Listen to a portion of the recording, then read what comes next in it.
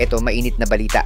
Eto, Coach Tim Cone ayaw mag-coach ng SEA Games kung hindi daw 12-man roster niya ang maglalaro. Ano kaya ang dahilan? Alamin, ano ang magiging solusyon ng SBP sa pahayag na ito ni Coach Tim. Pero kung ikaw ang tatanungin, tama ba ang sinabi ni Coach Tim? O medyo salungat yun sa goal ng Gilas na palawakin yung sistemang naumpisahan na nila? Pero bago yan, like and subscribe lang mga kabady para sa latest basketball news and highlights.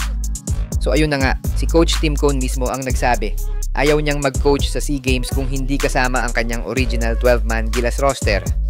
Yep, kasama dyan sina Justin Brownlee, Scottie Thompson, Jamie Malonzo, at Junmar Fajardo, at iba pang players sa PBA, KBL at B-League. Mga players na kasama na niya, simula pa ng Gilas program under his leadership. Ngayon ang tanong, paano kung hindi available yung core na yon? Sino ang maglalaro para sa Gilas at sino ang magko-coach? Just last week, napag-usapan na natin na magiging challenge talaga ang player availability para sa SEA Games.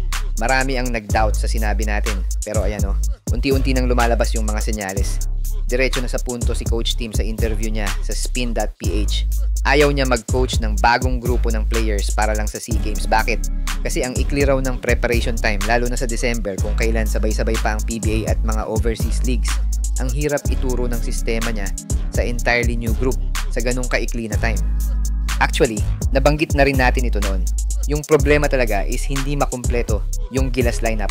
Kaya hirap talaga buuin yung final 12 ni Coach Tim. At ayon sa kanya, wala pang desisyon ng SBP hanggang ngayon.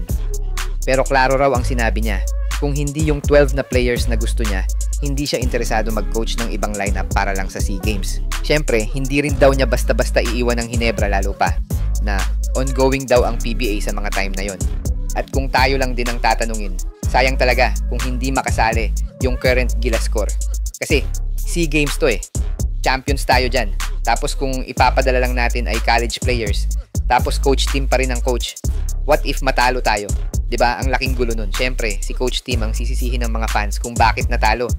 And palagay ko, yan talaga yung ayaw niyang mangyari ni Coach Tim, na kumuha ng players na hindi pamilyar sa sistema niya, tapos bibigyan pa sila ng practice mga 5 days lang before SEA Games. Kaya mas maganda nga na pag-isipan muna ng SBP yung mga magiging plano nila para sa national team.